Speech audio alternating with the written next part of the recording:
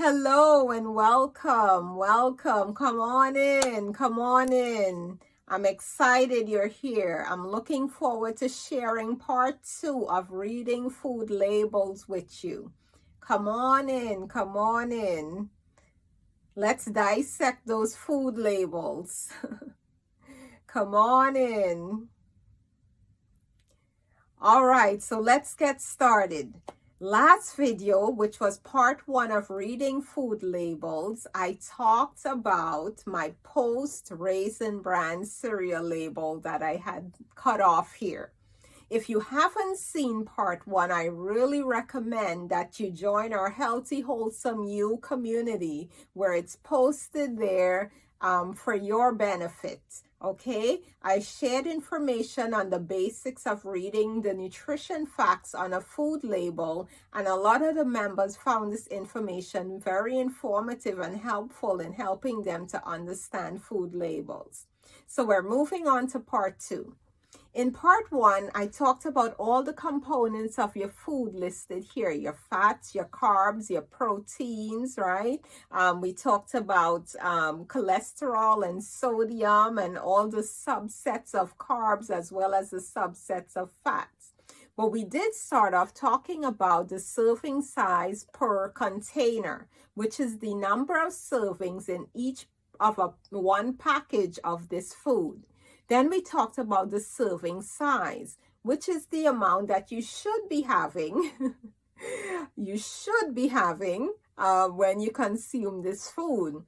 But the tip here is that we always are not just having just one serving. So always remember that when you're reading food labels, the serving size may not be what you're consuming. So you want to pay attention to all the figures and information down here because they pertain only to just one serving. So after discussing all the components of food, we talked about vitamins and minerals down here. Some of them are naturally occurring in the food that you are consuming. Others have been added to fortify the food.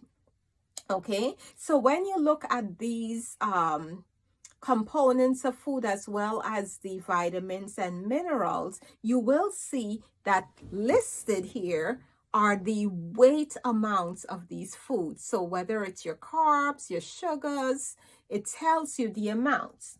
This particular food has 240 milligrams of sodium. This has also 330 milligrams of potassium. And likewise with vitamin B, we see no weight amounts. So what do we do then? At that point, we start reading the right side of the label, which lists your percent daily value. All of these figures are percentages. They tell us out of the 100% amount of that vitamin we're supposed to have in a day, how much is actually contained in one serving of this food. Keep reminding yourself that this just pertains, everything down here pertains to just one serving of the food. So looking at that B6 number, vitamin B6, it says 20%. So 20% of the amount of vitamin B6 you should have in a day is contained in one serving of this food.